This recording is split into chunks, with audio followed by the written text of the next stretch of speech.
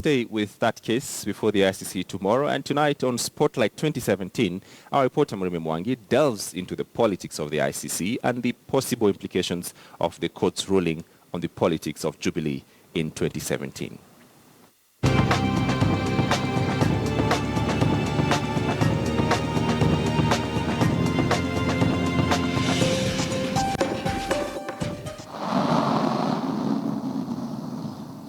It was the new phenomenon that shook the high and mighty on the land.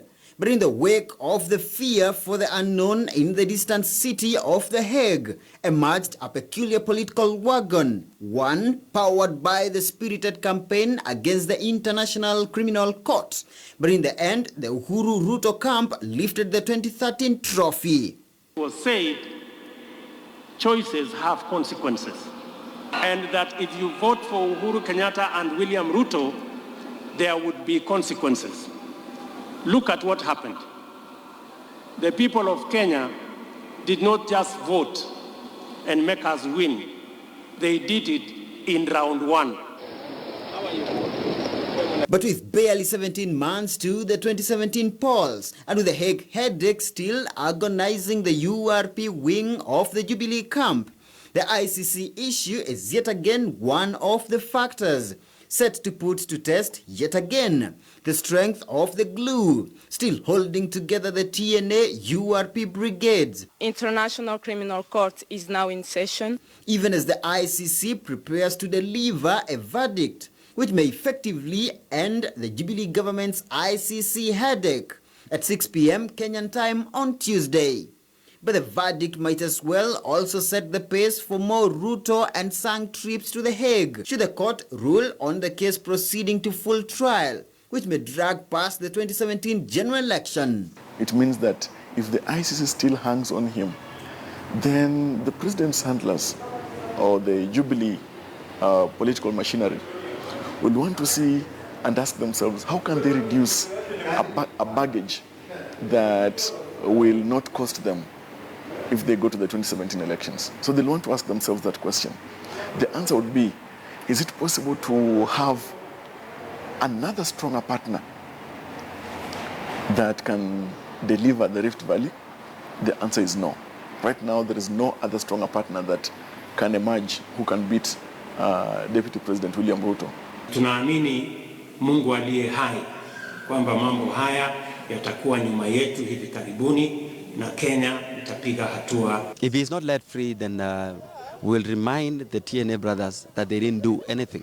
We will remind them that they didn't do much that we expected them to do to ensure that our brother is free. Notwithstanding the politics surrounding ICC, we must always appreciate this a court case, it's a legal case. So, and 80 or 90%, that which will help Ruto is something that is in the court, nothing outside. The National Criminal Court is now in session.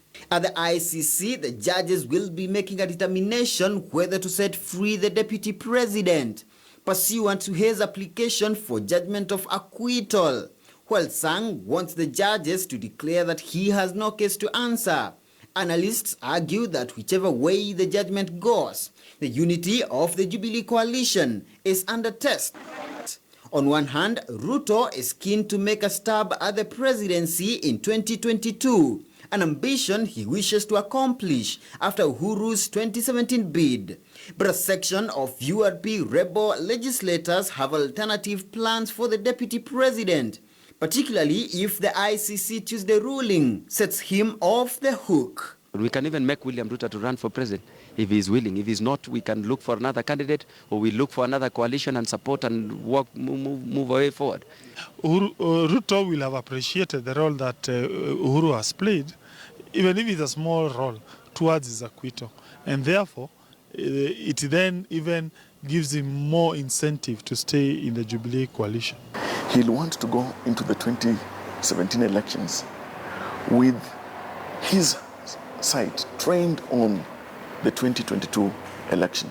Lakini 2017 tutaunda serikali kwa mapenzi ya Mungu kwa chama kimoja ya Jubilee ikiongozwa na Uhuru Kenyatta.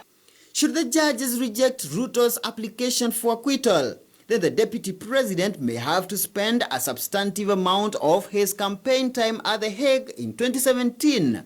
This happening at a time when the URP wing of the coalition is facing a growing internal rebellion, particularly in the South Rift.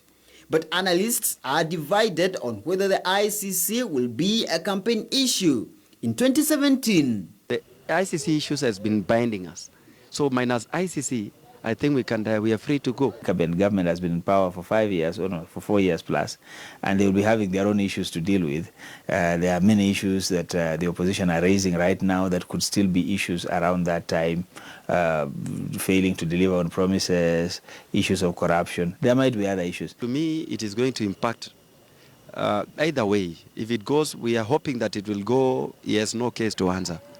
Then immediately we have to chart our way forward. Based on the decision on law and facts, we are confident that on Tuesday is the day that will be the end for us talking about you and Mheshimiwa Arap Sang going to The Hague. Now, should the judges rule in Ruto's and Sang's favor, the ICC verdict on Tuesday might be the end of the headache for the Jubilee coalition. But should the ICC reject either of the two motions, no doubt the ICC issue is likely to drag into 2017 and possibly spark a debate on the unity of the Jubilee coalition.